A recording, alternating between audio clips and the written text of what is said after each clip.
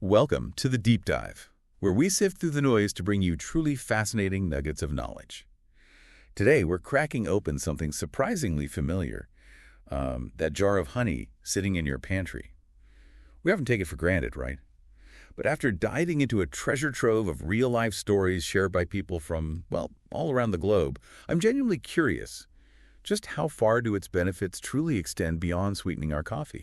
Absolutely. It's fascinating, isn't it, how it bridges, ancient traditions with these modern, often surprising discoveries. Our mission today is to unpack how this, quote, miracle food has touched lives, not just as a delicious treat, but as a go-to remedy and wellness booster for countless individuals.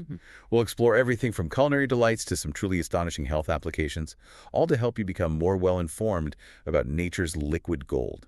Okay, let's unpack this. Indeed, it's a journey into both tradition and unexpected discovery that really challenges our preconceptions. Okay, so most of us probably think of honey primarily as a sweetener, something you dab into a recipe now and then. Right. But the stories you've shared reveal it's become far more, for many, it's like a complete replacement for processed sugar, a core part of their daily diet. And what's truly insightful here is the sheer variety of how people are integrating it. It's not just a spoonful in coffee or tea. Yeah, though that's common, right?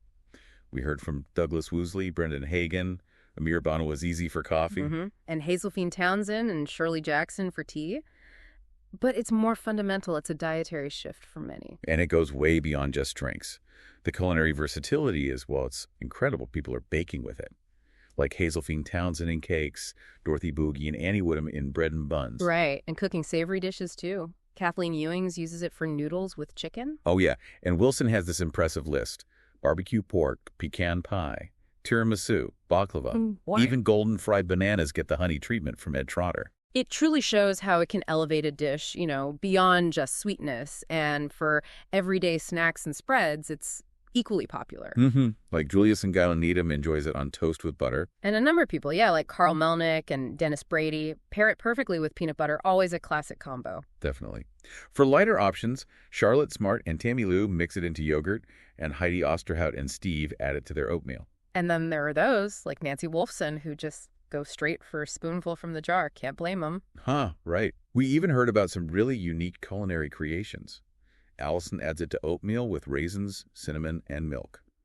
Catherine Regier replaces sugar with honey in her pickled beets recipe. Pickled beets, interesting. And then there are the truly inventive ones, like Lauren Sales, peanut butter, honey, and bacon sandwiches. That one definitely caught my attention. Okay, bacon too. That's dedication. Or Daniel Saron's dessert with avocado, cocoa powder, and honey. Suzanne Weil is all about the honey-glazed ham. So it's clear honey adds flavor. But for many, it seems tied to a feeling of greater health, too. Exactly. How many of these applications have you considered for your own kitchen? It really makes you think. It really highlights how a single ingredient can fundamentally reshape someone's entire approach to food, driven by both taste and perceived wellness. So moving beyond the kitchen, this is where it gets, well, even more astonishing. The healing stories. People are using honey for everything from minor cuts to what sound like truly severe injuries. But some of these outcomes, like Kenneth Fishback's gunshot wound, they sound almost unbelievable. As someone who sifts through these sources, how do we even begin to process claims of such dramatic healing, sometimes without conventional medical intervention? That's a vital question, host speaker, and it's where, traditional wisdom meets modern inquiry. Now, while these are personal accounts and definitely not clinical trials. Important distinction. The consistent themes of rapid healing, reduced infection, and minimal scarring across literally hundreds of similar stories. Well, it demands our attention. And what's truly insightful here is that the mechanisms behind honey's topical efficacy are actually quite well documented. Its high sugar content creates an osmotic effect, basically drawing moisture out of wounds, making it tough for bacteria to thrive. Right, it dehydrates them. Exactly. It also has a naturally acidic pH, and in some varieties, it produces hydrogen peroxide like a natural antiseptic, all contributing to a hostile environment for infection. Plus, its thick, viscous nature acts as a protective barrier, keeping wounds clean and moist, which actually promotes faster tissue regeneration. Okay, that deeper understanding makes the anecdotes even more compelling. Kenneth Fishback, for example, he described healing a gunshot wound through his knee in just 2 months with honey. Incredible story. Said he didn't even need antibiotics, and his doctor apparently said he healed faster than any patient in 40 years. That's a powerful narrative.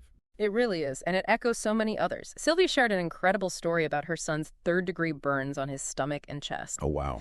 After painful hospital treatments, she applied raw honey and vitamin E, and the burns healed without any scars, completely defying the doctor's expectations. Amazing. Similarly, Lisa's 3-year-old son's hot roasting stick burn healed overnight with raw honey. He was able to run around the next day. The consistent theme here is rapid healing that often, defies conventional expectations. It just keeps going. Mary recounted her husband's shoulder surgery wound, which was taking forever to heal, until they used honey and a bandage, after which it healed beautifully in days. Nancy, too, described a finger cut almost to the bone healing quicker than normal, without stitches or scars, and experiencing reduced pain. Yeah, the pain relief aspect comes up a lot, too. And Gina's severe toe infection. Doctors suggested amputation, apparently, but it reportedly healed in just 5 days with live honey. Which typically refers to raw, unheated honey, believed to retain all its natural enzymes and beneficial microorganisms. That raw aspect is key for many. We also heard from Helen Watson, whose husband's deeply sliced finger, which should have been at least 2 stitches, healed to resembled a scratch overnight with raw honey. No scar. And Barbara Michaels had multiple accounts, including first- and second-degree wrist burns that showed no evidence after just 5 days. She really emphasized the instant pain relief honey provided on burns. It's just a truly incredible list of physical transformations. And the consistent theme is relief, rapid healing, and often the complete absence of scars. Right. But honey's topical magic isn't just for injuries. It seems it's a treasure for skin conditions and cosmetics, too. For rosacea, Paul saw a significant reduction in ugly swellings and new outbreaks in just 4 days. Yeah. And Suzanne found relief from burning and redness with a raw honey mask. For acne and pimples, we heard about Paul's grandson's teenage acne, Martina Machiavella's paste of honey and cinnamon, Maricel's honey mask. Lots of different approaches. Many, like Naila Chaudhry and Joylin, reported smoother, clearer, even flawless skin. Casey Sishi using a raw honey and brown sugar scrub, Jennifer noting it lightening acne scars. And beyond blemishes, honey appears to transform general skin health and glow. Osum noticed a change in skin texture. Anissa Biesinger's face became radiant, almost glowing. Yeah, that glow comment comes up. Irene Sampson cured oily, dry, flaky patches and scarring. Other unique mentions, too. Carol using it for diaper rash, Shalon and Sungold for verrucas or warts, Troy for athlete's foot. And Uzma Mukhtar and Suzanne Weil's son for eczema. It seems honey is proving to be a true topical treasure chest for so many people. Yeah, it really does. The antimicrobial, anti-inflammatory, and moisturizing properties we talked about earlier really shine here. They offer benefits from, bacterial control for acne to soothing irritation for eczema and promoting overall skin health and healing. It makes sense biologically. Okay, so moving inside the body now. Honey appears to be this multi-purpose powerhouse, from fighting off colds to managing chronic conditions. The sheer breadth of internal benefits people attribute to it is just astounding. Yeah, and if we connect this to the bigger picture, host speaker, many of these internal uses for honey have deep roots in traditional medicine across various cultures. Right, it's not entirely new. Exactly. These personal experiences resonate with that long history. For instance, in immune system and respiratory health. Dawn relies on buckwheat honey. That's a dark, robust variety known for higher antioxidant content for colds and flu. Okay. Catherine Drotsky uses honey and cinnamon for an immune boost. And for common ailments, William Van Scoy, Marilyn Escabi, Helen. They mix honey with lemon for colds. Stated remedy for many. A classic. Esther Walter and Mudassar Amin add garlic and ginger for respiratory relief. Many, like G. Lim and Sherry, specifically use Manuka honey for sore throats. Ah, yes, Manuka. That one comes up a lot. It does. It's that distinct type from New Zealand, known for a unique compound called methylglyoxal, or MGO, which seems to give it enhanced antibacterial properties. So people like R.K. Johnson, Titilayo Dosumu, and Prem find relief from persistent coughs. And Karen White and Lucas Mogesha even report fewer illnesses overall by regularly consuming honey. Allergies are another really significant area mentioned in the sources. Kenneth Fishback, Mary Lou Ferrali, John Armstrong. Just a few of the many who use local honey to combat seasonal allergies. Right, the idea being it helps by exposing them to small amounts of local pollen. That's the theory many subscribe to, yes. Some, like Belinda Sandy, even find relief from sinus infections. We heard Jeho reported his asthma was gone after 2 months of taking honey. Violetta Arzadon's nephew found relief with Palmon honey. And Vanilla also mentions honey being good for chest infections, so a lot happening in respiratory health. And the benefits extend deeply into digestive health, too, it seems. I'll assume Tisha, Eberonk, and Gabriel are among many who found significant relief from constipation. And then there's acid reflux. Joe cured 15 years of it with just a teaspoon of raw honey. INHMY found relief from occasional acid reflux with Manuka honey and apple cider vinegar. That combination, honey and vinegar, seems popular. Yes, many others, including Kay Tucker and Carol Ashford, used honey and cinnamon or apple cider vinegar for heartburn. Yamuna in India solved various stomach-related problems. Angela felt immediate soothing in her inflamed belly. Kyla significantly reduced abdominal bloating. And Mary B. even reported relief from severe stomach and intestinal ulcers, along with false asthma. Wow. How might that work? Well, it's believed that honey's prebiotics can support a healthy gut microbiome, and its anti-inflammatory effects can soothe irritated digestive tracts. Yu Tang noted honey's hydrogen peroxide content as helpful for diarrhea-causing germs. And India used honey on her navel to heal IBS and stomach cramps. Okay, that's different. Yes, some less conventional applications reported there. The stories continue into metabolic and chronic conditions. Douglas Woosley and Abina found honey helpful for weight management. Some, like Angela, reported losing over 40 pounds by replacing sugar with honey. Yeah, replacing processed sugar seems key for many in that area. Lynn Kelly and Thomas even normalized elevated triglycerides and cholesterol levels with honey and cinnamon. Now, the blood sugar topic.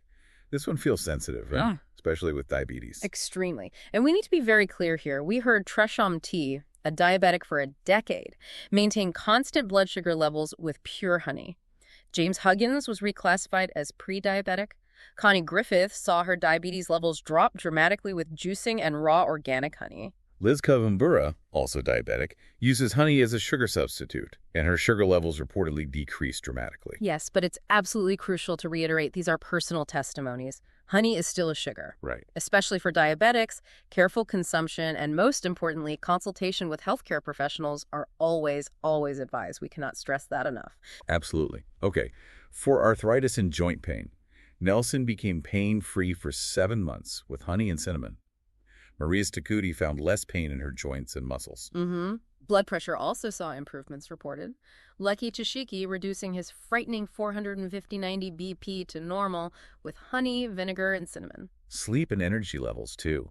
Elizabeth gained significantly more sleep hours, crucial for her PTSD, by taking a spoonful of honey before bed. That's a powerful one. Christina had a great night's sleep after honey and warm water, and Evans Ansa woke up bubbling with energy after a pre-bedtime spoonful. Natalie James even found relief from restless leg syndrome. Suggesting honey might play a role in regulating sleep cycles or perhaps soothing nervous system activity for some individuals. It's quite diverse. And there are even more unique applications. For eyes, Lucy's dog's corneal ulcer improved with honey eye drops. Apparently so. Donna Nello cured conjunctivitis, and Maureen saw improvements in blepharitis, dry eye, and even dissolving cataracts with diluted honey. Mansour al-Rashad cured pink eye in minutes with a single drop. Again, these are personal reports. Need caution with eyes, especially. Definitely. Hormonal balance. Vinod seeing a 70% reduction in skin darkness due to hormonal imbalance. Kemi experiencing no more menstrual pains. Male health saw benefits reported too. Kong Fook Choi, Kanengunawa, Gagan reporting improved strength, libido, erection quality. Memory and brain health. Zelmai Fremond recommended walnut-infused honey. Pramod N. Bors observed strong remembering power in his daughter. Then warts cured by Shalon on her children. A friend's son's warts washing off after honey application. Ahmed from Somalia used honey with a syringe for severe hemorrhoids, leading to complete healing. Wow. Sherry even cured a serious MRSA bacterial infection in her nose and lip with Manuka honey. Which really showcases its potent antibacterial properties, particularly Manuka's. Athletes like Luke and Vance Shuey view honey as a magical compound for energy, blood flow, recovery. Yeah, integrating honey gels and recovery mixes into their routines. Yamakani Damaton and Jewel Reeves used honey for their voices, for singing. And Titilayo Dosumu and Henry found honey helpful for hair health. Chipo Vutera using honey and olive oil for hair treatment. It's just an incredible range. From chronic pain to skin issues to energy, even vocal care. It seems so many have found surprising relief or improvement with honey. Which of these surprising uses resonate most with you listening out there? It's clear that people are finding a lot of benefit. But, in so many of these stories, there's this recurring drumbeat about the kind of honey people are using. Raw, unfiltered, local. Right. For someone perhaps just picking up a jar at the grocery store, what do these terms really signify? And why do our storytellers emphasize them so strongly? That's a really crucial point because it hints at a core insight, I think. This consistent message about raw, unfiltered, local honey.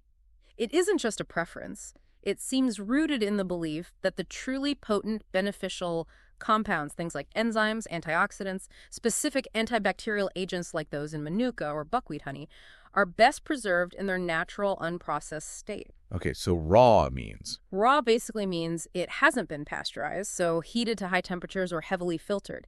This keeps things like pollen, propolis, and those beneficial enzymes intact. And local. Local honey, sourced from bees in your immediate environment, is also favored. Some people believe it can help with seasonal allergies, the idea being exposure to local pollens. Right, so these distinctions, for many, are really central to honey's perceived healing power. Exactly. It's a consistent message across so many testimonies.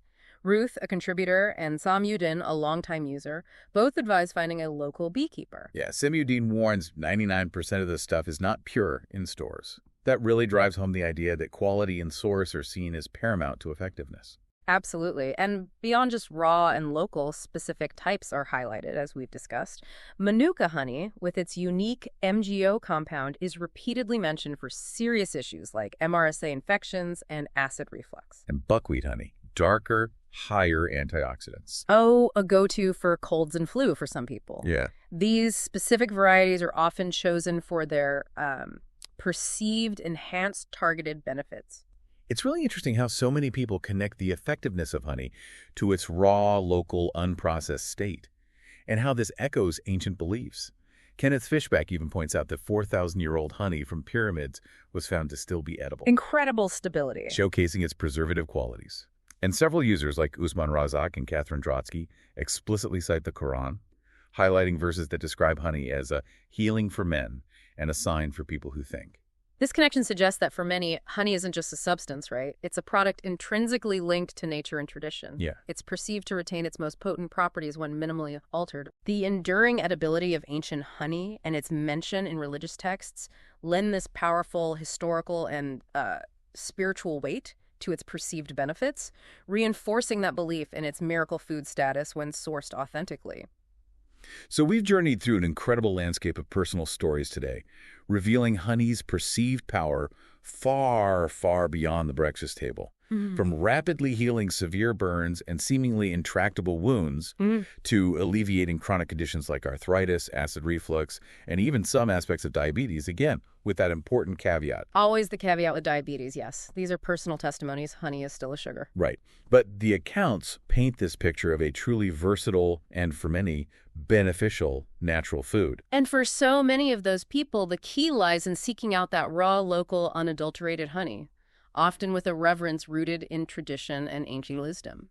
It's a testament, really, to the idea that nature holds many answers, if we only know where or perhaps how to look. Exactly.